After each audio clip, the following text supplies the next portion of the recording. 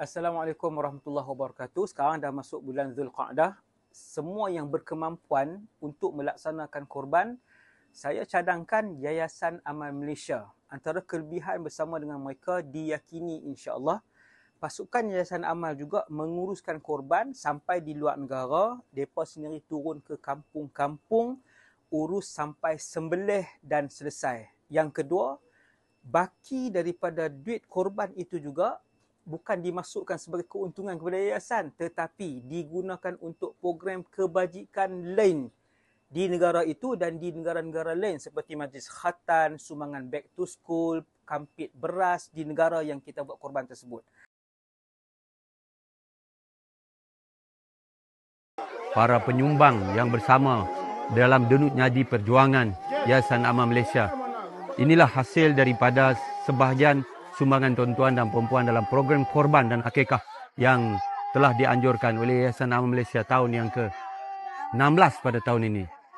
Kita selain daripada ibadat korban, kita juga mengadakan program-program kebajikan seperti yang tuan-tuan sedang saksikan pada hari ini. Program kita hari ini ialah program Health Aid Project in Nigeria 2024. Tuan-tuan tengok di bawah tu. Ni ubat-ubat ni tuan-tuan, bukan duit Yayasan Amal.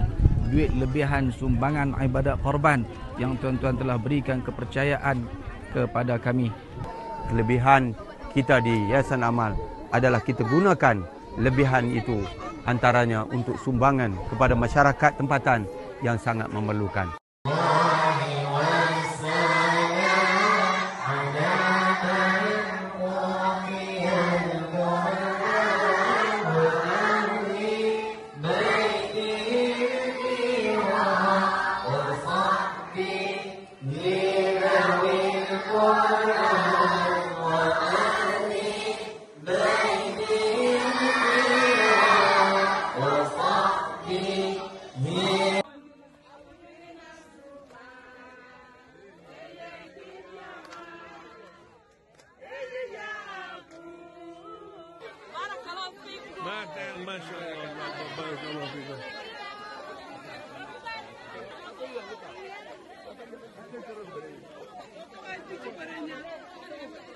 Allahu Akbar.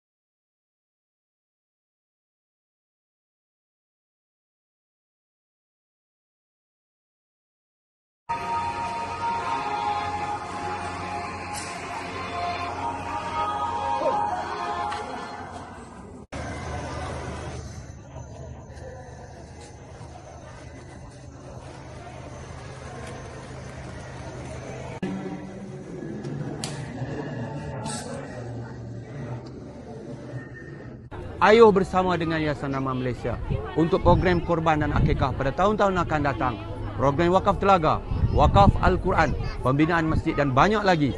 Bersama dengan korban tahun ni, insya-Allah azam, siapa yang Allah bagi duit lebih, Yayasan Amal Malaysia.